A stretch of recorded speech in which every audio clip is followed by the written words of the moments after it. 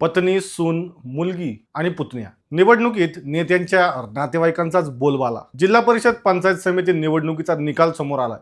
कोणाची सून, मुलगा, कोणाचा भाऊ तर कोणाचा पुतण्या निवडणुकीच्या मैदानात उतरले होते। आता या निवडणुकीतला एक ट्विस्ट म्हणजे एका दिग्गज नेत्यानं तब्बल 5 नातेवाईकांना वेगवेगळ्या पक्षातून रिंगणात उतरवलं होतं। नेमके कोणत्या नेत्याचे कोण उमेदवार रिंगणात होते त्यांच्याबद्दल जाणून घेऊयात। नमस्कार, मी अमोल, तुम्ही पाहताय लेट्स अप मराठी। भाजप नेते तथा सोलापूरचे पालकमंत्री जयकुमार गोरे यांना सातारा जिल्ह्यात जिल्हा परिषद निवडणुकीत 2 धक्के बसलेत।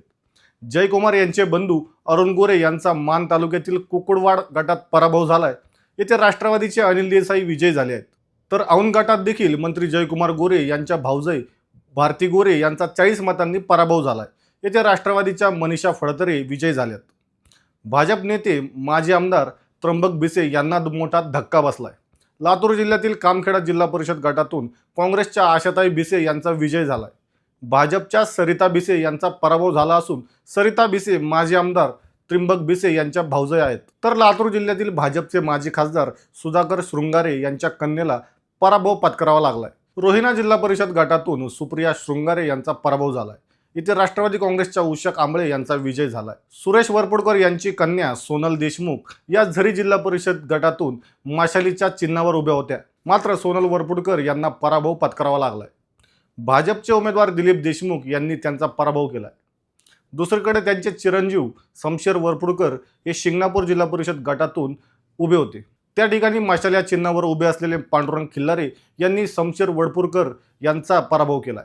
दुसरीकडे त्यांच्या सुनबाई प्रेरणा वरपुडकर या दैठणा जिल्हा परिषद गटातून निवडणुकीत उभ्या होत्या। त्या ठिकाणीही काँग्रेसच्या ज्योत्स्ना गणेश गाडगे यांनी त्यांचा पराभव केला। त्यामुळे वरपुडकर यांच्या घरातील 3ही उमेदवार पराभूत झाले आहेत। मोहोळमध्ये कुरुल जिल्हा परिषद गटातून राष्ट्रवादीचे जिल्हाध्यक्ष उमेश पाटील स्वतः उमेदवार असून ते पराभव झाले आहेत। तर नरखेड जिल्हा परिषद गटातून उमेश पाटील यांचे बंधू संतोष पाटील यांचा पराभव झालाय। हे झाले निवडणुकीत पराभूत झालेले राजकीय नेत्यांचे नातेवाईक। आता आपण विजयी झालेले नातेवाईक पाहूयात।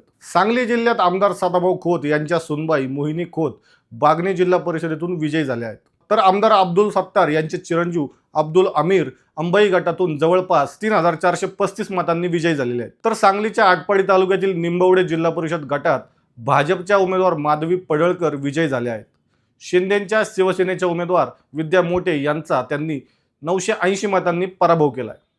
माधवी पडळकर या भाजपचे आमदार गोपीचंद पडळकर यांच्या वहिनी आणि जिल्हा परिषदेचे माजी सभापती राहिलेले ब्रह्मानंद पडळकर यांच्या पत्नी आहेत। तर अक्कलकोट तालुक्यातील चपळगाव जिल्हा परिषद गटातून भाजप आमदार सचिन कल्याण शेट्टी यांच्या पत्नी शांभवी कल्याण शेट्टी विजयी झालेल्या आहेत। तर चपळगाव पंचायत गणातून आमदार सचिन कल्याण शेट्टी यांचे बंधू सागर कल्याण शेट्टी विजयी झालेले आहेत। तोरनूर पंचायत गणातून माजी मंत्री सिद्धाराम म्हेत्रे यांच्या कन्या शीतल सिद्धाराम म्हेत्रे विजयी झाले आहेत। तसेच सलगर जिल्हा परिषद गटातून माजी मंत्री सिद्धाराम म्हेत्रे यांचा मुलगा शिवराज सिद्धाराम म्हेत्रे हे विजयी झालेले आहेत। आता उत्तर सोलापूरच्या कोंडी जिल्हा परिषद गटातून माजी आमदार दिलीप माने यांचे पुत्र डॉक्टर पृथ्वीराज दिलीप माने विजयी झालेले आहेत। तर दक्षिण सोलापूरच्या हत्तूर जिल्हा परिषद गटातून माजी आमदार रतिकांत पाटील यांच्या पत्नी लक्ष्मी रतिकांत पाटील विजयी झालेले आहेत। त्याचबरोबर धाराशिव जिल्ह्याच्या परंड्यातील शिवसेनेचे माजी आमदार ज्ञानराज चौगुले यांची मुलगी विजयी झाली। आलूर पंचायत समिती गणातून 3925 मतांनी आकांक्षा चौगुले